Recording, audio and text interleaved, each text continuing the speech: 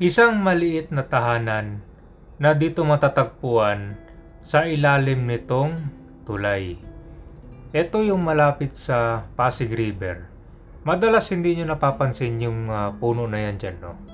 Meron palang mga nakatira dito. Sa edad na 13 anyos nung unang nagkaroon ng anak si ate. Kasama niya ngayon ang mister niya at ang dalawang kapatid niya. Ang hanap buhay nila dito ay kalakal. Araw-araw sila kumakayo dito para sa kanilang dalawang anak.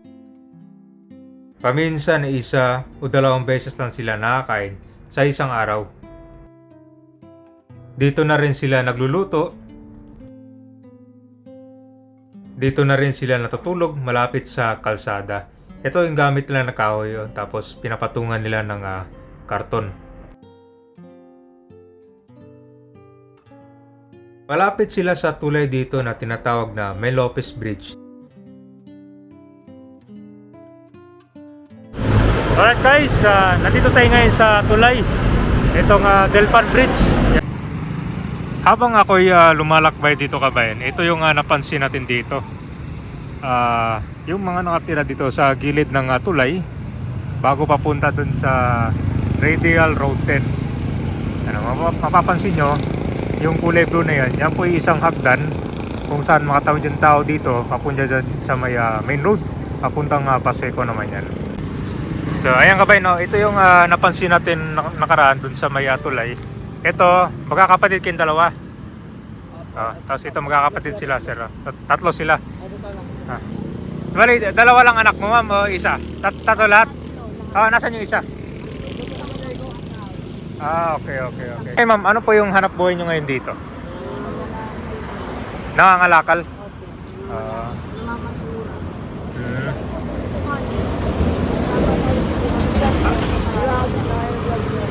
Madalas saan kayo naghanap ng concert?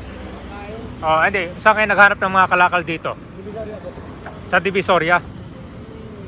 Pagkatapos, saan nyo binebenta? Sa 919 po, sa likod ng 99. So ito si Ma'am Kabayan, ang anak niya ay ito.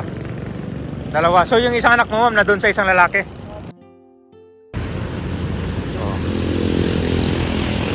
So ito yung mapapansin niyo dito po Kabayan, yung mga nakatira dito sa gilid ng pantutulay diyan. Madalas nang hanap buhay nila dito ay kalakal. Ilang buwan or taon na kayo nakatira dito?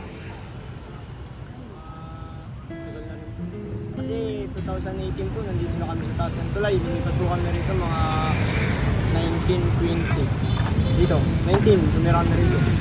2019. 2019?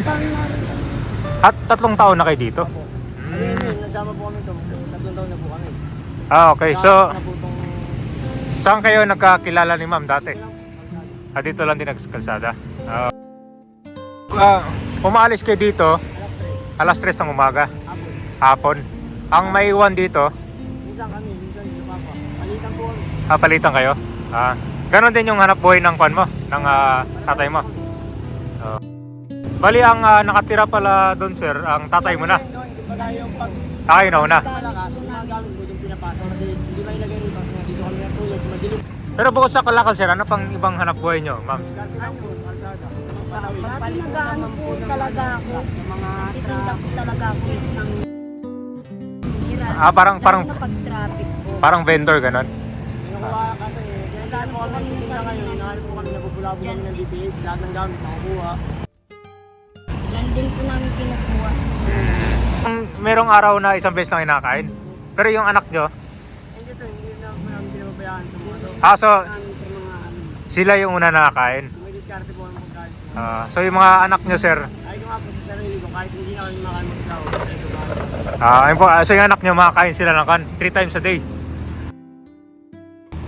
nalalapitan din namin po sa kahit. Pupunta minsan ako sa mga ano, Hmm. hindi ng kanin, nakaulang. Eh, Pangalan mo sa kanila. Ilang taon ka na sir? 25 po. Ang bata mo pala. So ilang taon ka nung unang nagkaroon ka ng anak? Mga 13 lang po. So 15 po kasi po na po. So 13 years old nung una kang nagkaroon ng anak sa unang mong asawa. So paano yun, ma'am? Yung 13 years old ka pa, nag-aaral ka pa nun?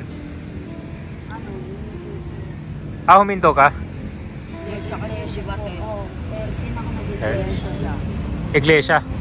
May walag din ako. Kasi nag-asawa man. Pero ang aga nun, 13 years old nun. Pinagbuntis ko to ano. Ay. 15, Kailan yung birthday niya? December 8. December 18 ito. August 17. Kwento kasi ma'am, di ba dati nakatira ka sa Paseco? So, simula panganak hanggang 13 years old, doon ka sa Paseco nakatira?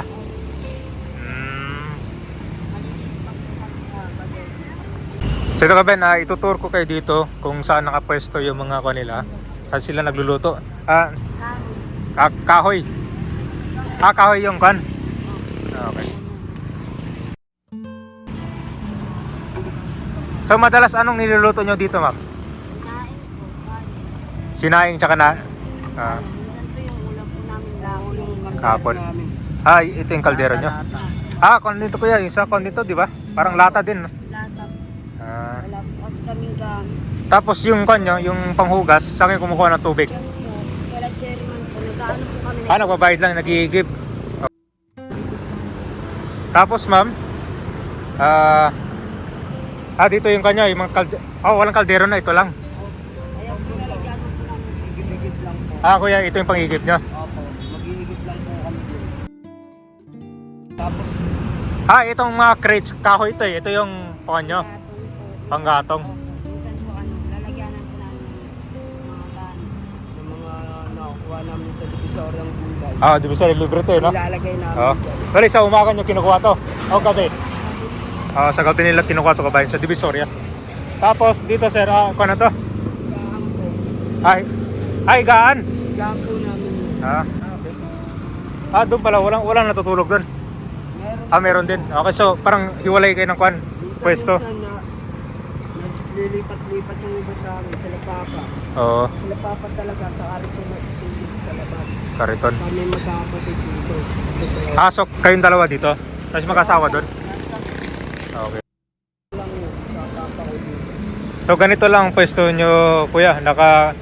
Kahoy lang, tapos yan yung pantulog nyo. Basta makatulog lang. May lona pa? Pag umuulan, ilalagyan namin ng trapa. Ulan. So parang maglalagay ka ng cancer. Ayun ka, no? Ayos. Dito kami mapasa. Madalas kayo mag-asawa dito dalawa? Mag-asawa sir kayo dito dalawa?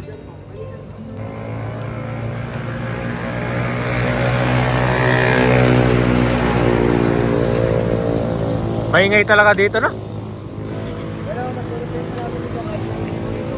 Maliwanag naman po. Maliwanag kasi may mga bagong LED lighters dito eh. Nandun po kami ulit. Oo. Sigurado kasi marami. Kapag dyan sir, medyo madilim, no? Bukan niyo po, kahit mamaya. Tingnan niyo po yung itsura ng kalagayan dito. Oo.